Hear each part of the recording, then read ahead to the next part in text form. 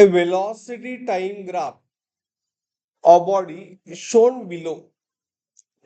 Distance covered by body from 6 second to 9 second. आता 9 second कुठं आहे? ते बघा डॉटेड दिलेलं नाही, 8 आणि 10 दिले. हे डॉटेड म्हणजे 9 सेकंड आहे. Okay.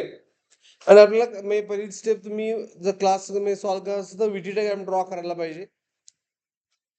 Draw this VT diagram and after that आपल्याला काय फाइंड करायचं आहे? Distance covered by body from 6 second to 9 second.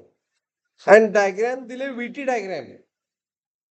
म्हणजे आपल्याला एरिया फाइंड करायचं आहे ह्या डायग्रामचा, which consists of triangle and rectangle. Okay.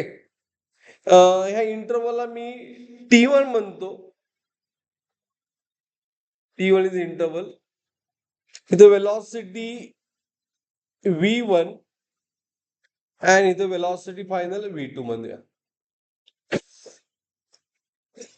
तर आपल्याला फाइंड काय करायचं आहे? Distance travelled in 6 to 9 second. म्हणजे आपल्याला rectangle let's S. So S is area of rectangle plus triangle.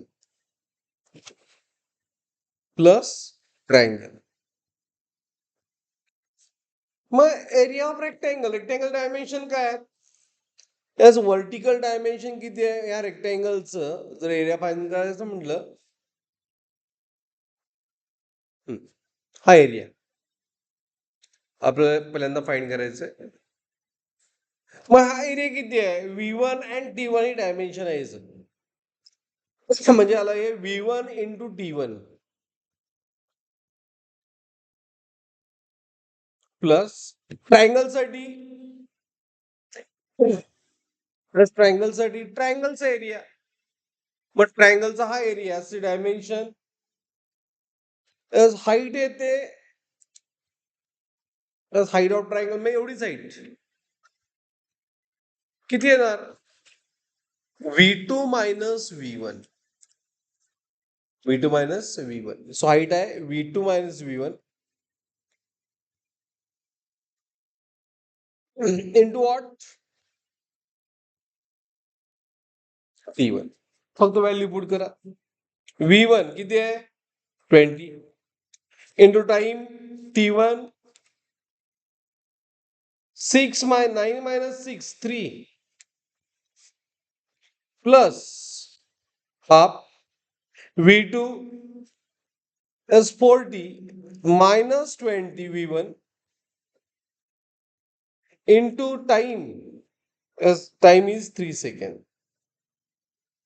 So answer it is 60 rectangles area 2023 and this is 20 by 2 10 30.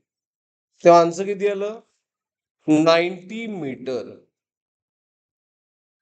Nothing but option 90 meter नाहीच आहे यामध्ये. 20 into 3 60 बरोबर आहे. 9 minus 6 is 3 आणि area 20 आणि पुढचा एरिया किती आहे? पुढचा 40 minus 20 is 20 by 2 10 10 into 3 30. Okay.